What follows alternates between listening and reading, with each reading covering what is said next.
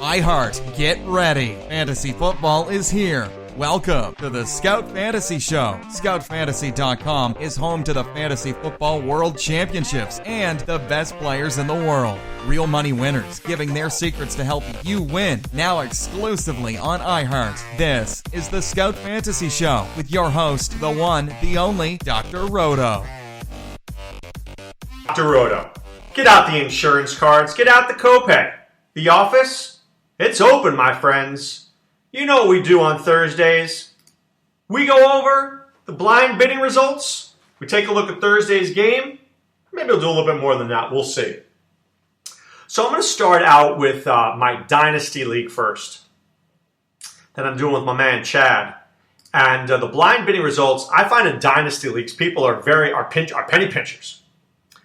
VD, somebody got VD for $123. Don Jackson went for $80. JJ Nelson went for $41. Not a lot there to be seen. So I'm going to go to the Dr. Roto Online Championship here. And then I was very impressed. Maybe everybody's listening to this podcast. I don't know. But there weren't a lot of high bids. Russell Shepard went for $75. Victor Cruz went for $54. Dwayne Washington went for $50. Cameron Artis-Payne and Alfred Blue went for $22. J.J. Nelson went for $15. I like J.J. Nelson. I think he's interesting this week. Wouldn't have paid a lot for him, but I liked him this week. I'll give you another online championship one here. And let's see. R. Kelly went for $118. The next highest bid was $59. Dontrell Inman went for $69. Seth Roberts went for $65. The next bid on that was $33. J.J. Nelson went to me, look at that, for $46. So I think people were pretty smart. They didn't go crazy. They kept it low key. So now I'm going to go to, see, is this another one of my my leagues here? I'm doing a couple of online championships. Oh, so that was one I already covered. So let me go to my World Championship League, okay? So now the rest of these are going to be World Championship Leagues. And let's see if we see a difference, and we do. Russell Shepard went for $145. So that was a pretty aggressive bid. Vernon Davis went for $95. Tajay Sharp went for $88. Marquise Goodwin went for $76. The next bid on that was $41. CJ Prosise went for $74. Paul Perkins went to my team for $60. And JJ Nelson at $45. I kind of like the Paul Perkins move. What if Paul Perkins ends up getting the job in a few weeks? He might be a guy that can make a difference. I think he can. All right, so this is another league I'm getting to here with very, very competitive people here. It's the top of the top guys. But once again, they were smart. Tyreek Hill, 76. Seth Roberts, 49. Russell Shepard, 40. Alfred Blue, 30. I mean, people kept it pretty close. No crazy bids. Here's another one here. So now I've got four other big ones here, four other main event leagues. So J.J. Nelson went for $131. It's my boy Frankie Fantasy. Next highest bid was $55. My team here got Cordero Patterson for $111. The next highest bid was $101. I love that bid. I love getting Patterson right now. We also got Perkins in this league for $61. The next highest bid was $19. Alfred Blue went for $59. It was good. I liked it. Then some people who I trust here, Nelson Sousa, just went for all these guys at the end. Adrian Peterson for $1. Teron Ward for $1. See what they can get here. I thought that was interesting. But J.J. Nelson went for $131 in that league. So here's another main event league for you. Russell Shepard went for $70. The next highest bid was $61. So that's a good bid. Justin Forsett, $67. The next highest bid was $41. Reggie Bush, $55. The next highest was $34. Alfred Blue was one at $50. The next $54. The next highest bid was $50.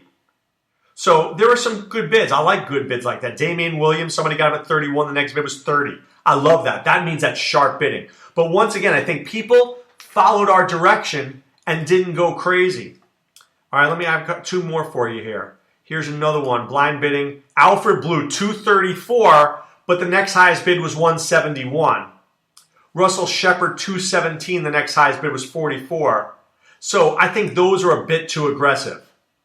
But I'd have to ask myself, I can check it. I won't now, but I could check it. Did the guy who bid on Alfred Blue have Lamar Miller? If so, let me see.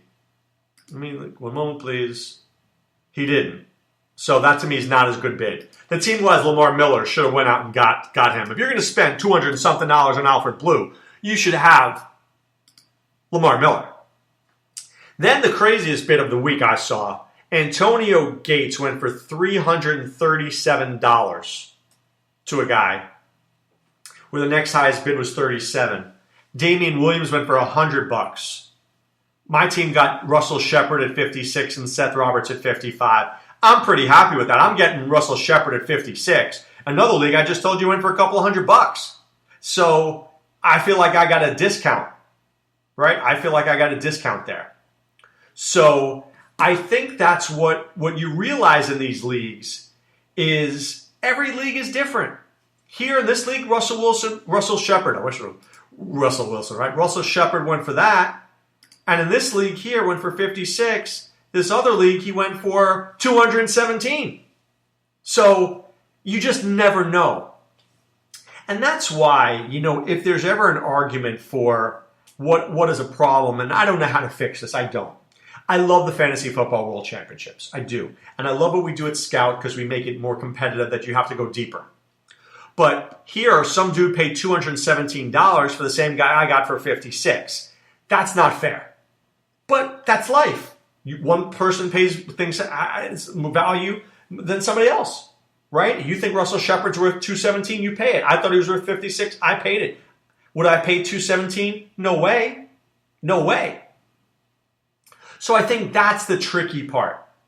That's the tricky part when you make bids. Knowing what the right amount to bid and knowing what other people in your league value. But this is why I always look closely at the opposing bids, right? So I'll see in this league, I'll look last week, right? Same league where Russell Shepard went for a lot of money. Nile Davis went for $266. Ty Montgomery went for $211. So I know in this league, people are going to bid aggressively. Let me go to that other league where Russell Shepard went for $56, right? Last week, Nile Davis went for $289. Pierre Garçon went for $203. Rashard Matthews went for $112. So I don't know. I guess what I'm saying is sometimes I would look at that, though. I'd keep on going, and I'd move down and see the other high bids. All right, Adam Thielen went for $117. So I guess if I wanted to pay for a receiver, I gotta come in here. The week before, Dontrell Inman $121. Jeremy Curley $115. So it seems like in this league that I'm talking about, if you want a receiver, you've got to be paying in that 1 to 120 range. That puts you competitive.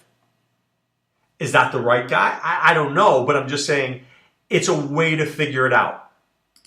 Right? It's a way to figure it out. And then what you always do, as I've discussed, when you do add drop, look at what people can pay. So in this same league, one guy's at $29, one guy's at 11, one guy's at 91. They're out. They're done. One guy's at 116. I'm not worried about that. So then I look at the league and I go, well, one guy's at 787, one guy's at 722. I need to worry about those guys. Right? Those guys are a problem for me. Why are they a problem for me?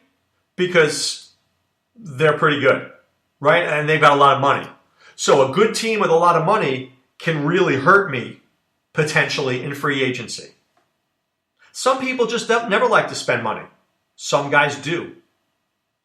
You just have to be careful and know your league. I think there's an advantage. In some ways, there's an advantage of being in a league where you know the people for a certain number of years. Because you know tendencies, you know what people are willing to pay, you know how much things go for, and you know, it's like knowing their tells. So I know if my friend Jeff is, and if he likes a player who's going to bid $4, I can get him at $5. So here, the interesting thing about the Fantasy Football World Championships and the online championships is different people. Yes, it's the same guys, not always the same guys, the people coming out, but we're in different leagues, right? So it's not always the same 12 guys in the same league. So What one guy does in one league, he might not do in another. But I find that people usually like the same people, right? If I like Cordell Patterson, I like him in every league. I'm going to try to go for him in every league. Isn't that the point? Right? Isn't that the point? So that's what I tell you to do with blind bidding. Look at what people have to spend. Look at what they've spent before. Be reasonable. And I think we did a pretty good job this week. I think we kept the numbers down and we did a pretty good job this week. So I'm proud of us. All right, some news and notes. First of all, I don't know what's going on. But I know it doesn't look good for C.J. Anderson. Or as I like to call him affectionately, C.J. Ander Vomit. Or C.J. Ander Puke. Right? He's out for the season. He's not out for the season. I think he's out for the season. I'm not sure if he's out for the season. My biggest regret is that there was a league where Devontae Booker was available, and I bid like 202 and he went for 220. I knew I should have bid more. I just didn't, and I will regret that because I truly think that Devontae Booker could be a top 5 running back the rest of the way. That's how good he is. I was a mistake. But guys are coming back. Josh McCown looks like he's coming back. Dante Moncrief looks like he's coming back. Right? Two good players. Josh McCown, interesting play this week against the Jets. Corey Coleman, coming back soon. Maybe another week or two. Dante Moncrief, getting closer. Tyler Eifert, getting better. Am I still concerned about guys? Yes. I'm concerned about LaShawn McCoy. Very concerned about LaShawn McCoy this week. Who knows what's going to happen there? But let's talk about guys at practice. I care mostly about the Friday practice. The Friday practice to me is key. So, Wednesday, I don't care about at all. A lot of guys don't practice Wednesday. Young guys do, but not like Odell Beckham Jr. Roto. They don't practice on Wednesday. I don't care. Thursday, you'd like to see the guy get on the field a little bit. Light practice. Limited, right? If I see he was limited in practice, I'm okay with that. But Friday, I need to see a guy playing. If a guy doesn't play Friday, it's bad news. So, for example, Marquise Goodwin, concussion, didn't practice Thursday. Yeah, it doesn't look good. Okay? It just doesn't look good. So, when a guy returns to practice on Thursday, it's trending upward. And that's what we're looking at, right? Trending upward, that's what I always focus. What's the guy, how is he trending upward during practice? If all of a sudden he plays on Wednesday, now he's limited on Friday, that's a bad trend. I don't want to get away from that. That looks like a guy who's not playing, right? So a guy who's playing versus a guy who's not playing. So if a guy doesn't play Friday, there are a lot of coaches. You don't practice on Friday, you don't play. And then, of course, the dreaded, we'll wait till the walkthrough on Sunday. Oh, my God, I hate that one. That one, you're on pins and needles. But you got to be prepared for that one. And how are you prepared? By looking at the practice reports. By looking at the practice reports and seeing how guys are trending. So, like I said here, Marquise Goodwin doesn't look good. Right? So you got to look and see who's trending where, who's doing what. Right? Bilal Powell, he's moving well in Thursday's practice. Good news. Maybe there's a chance he plays. So I won't make a decision on him yet. Right? But a guy who doesn't look good, right, early in the week, doesn't always get better. It's tough. Right? Packers running back Don Jackson's dealing with swelling in his injured hand. Does that sound good to you? No. So we have to use a little common sense. A little common sense when it comes to our starting lineups. Let's talk about free agent bidding on Friday. What I do there, maybe I'm looking for a kicker. Maybe I'm looking for a defense. Maybe my guy got injured in practice. Maybe I had Don Jackson and I realized he's probably not going to play, so I get somebody else in there. I use Friday to help me out if something happens during the week. I think a lot of people forget the Friday pickups, but let me share this with you. I never bid a lot of money on Friday. You're bidding $50 on a guy on Friday? That's a lot. The only reason I'd ever bid that much on Friday is if a guy got really injured. Like LaShawn McCoy, hamstring, out for the week. Mike Gillislee, 200. Otherwise, I'm bidding on Jonathan Williams for $1. I'm trying to get lucky. That's what I'm trying to do. Trying to pull a fast one on somebody there. All right, let's take a look at the Thursday night game. So, first of all, for the Jacksonville Jaguars, you know my thoughts and feelings on Blake Bortles. I hate him. I just don't think he's a great quarterback. He's awful in the first half of games. I think the Jacksonville Jaguars are very close to implosion. They are. You lose this game to a division rival, and you're 2-6 on the year, your coach is in jeopardy, your quarterback's in jeopardy, your general manager's in jeopardy. It's all a mess. And then I tell you to call Dr. Roto and I'll fix it for you. All right? I live in Florida. I'll go up to Jacksonville. But I'm telling you right now, I don't like Blake Bortles tonight. Now, Parrish Cox is not playing, so I should like Blake Bortles tonight, but I just don't trust the play calling. Secondly, Chris Ivory and TJ Yeldon, please. If you're playing them, you must be super, did I mention super, by the way? Desperate. And let me check here. Right? Thank God I don't have Chris Ivory in one of my leagues. I mean, I play him only in desperate mode. Only. Okay? Secondly, Allen Robinson used to be the guy. He used to be the guy. He used to be a guy we could count on. He's not anymore. Marquise Lee seems to be Blake Bortles' number one guy. But it's hard to watch it. It's hard to watch what's going on there with the Jaguars. I can't watch it anymore. Allen Hurns, great route runner, but they're not using him. So I guess I'd start Marquise Lee. I guess I'd start Allen Robinson. And Julius Thomas, here's the problem with Julius Thomas. If he doesn't get the football early in the game, he's not paying attention late in the game. He doesn't care. He's dreaming. He's in dreamland. I need a guy who stays with me for 4 quarters, not Julius Thomas who checks out mentally if they don't include him. That's why they fed Julius Thomas so much last year. They fed him a ton because if he doesn't get the football, he doesn't pay attention. He's 6'7" dude who stops caring. That's not good. All right, for Tennessee, I don't love Marcus Mariota tonight. Jalen Ramsey has been a very good cover guy. Posluszny, Tevin Smith, Malik Jackson. This defense is getting better. It is. Mariota may run something tonight, but I don't think he throws for much. Delaney Walker's his guy. He's his number one target. But I don't like Tajay Sharp. I don't like Kendall Wright. I don't like Rashard Matthews. I like Walker. I don't love him. Maybe 6 for 60. Not a big night. If I can get double digits on Walker, I'll be happy. And this is not going to be a 20-point night. The guy who you love is DeMarco Murray. DeMarco Murray is the guy. And I think he not only can run for yards, I think he can catch a few. I think the Jaguars are susceptible to running backs out of the backfield. Don't think this is a Derrick Henry night. I think this is a DeMarco Murray night. I think this is a Jason Myers-Ryan suck-up night. That's what I think. I think we're looking at like 9-6 in field goals and some team gets a touchdown. 16-6? 16-6 Titans, something like that? 16-9? Something where at like 10:30 I'm tweeting out, why am I watching this? F you, Roger Goodell. That's my tweet. I'm sure of it. We'll see if I'm right.